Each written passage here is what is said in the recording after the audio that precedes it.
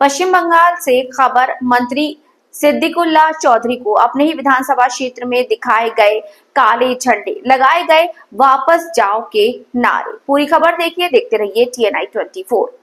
पश्चिम बंगाल विधानसभा में मंतेश्वर निर्वाचन क्षेत्र के विधायक और मंत्री सिद्दीकुल्ला चौधरी को अपने विधानसभा क्षेत्र में काले झंडे दिखाए गए और वापस जाओ के नारे लगाए।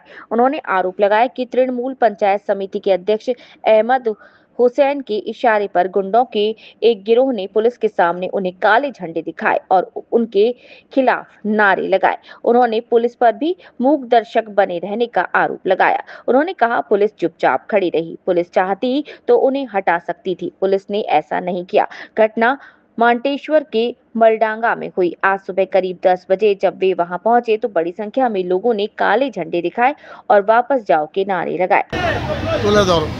এই ধরনের পরিস্থিতি মন্তেশ্বরের বুকে, মালডাঙ্গার বুকে আপনি বিধায়ক। আমি শুধু বিধায়ক নয়, বর্ধমান জেলায় 16টি বিধায়কের মধ্যে সব থেকে বেশি ভোটে আমি জিতেছি ৩৫,০০০। বিগত লোকসভা নির্বাচনে ৪৮,০০০ ভোট মন্তেশ্বর মঙ্গলকোট দিয়েছে। আমি বুঝতে পারছি না, এই সমস্ত ভাড়াটে মুখ, এরা দল করে না, এরা একেবারে গুন্ডা বাহিনী। এদেরকে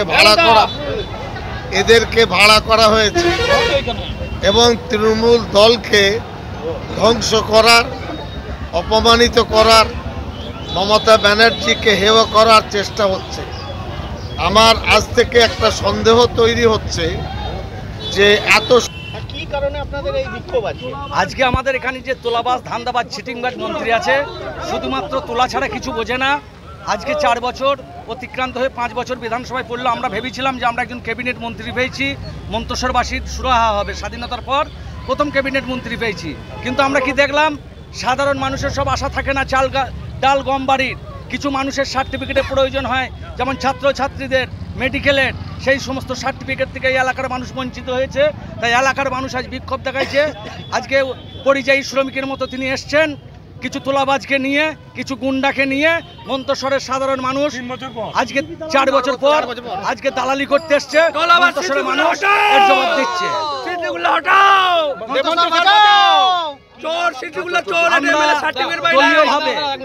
দলীয়ভাবেও যেমন আমরা কোনোদিন ওকে পাশে পাইনি, আজকে প্রশাসনিকভাবে যে উনি একজন মন্ত্রী বা বিধায়ক, আমরা একজন সাধারণ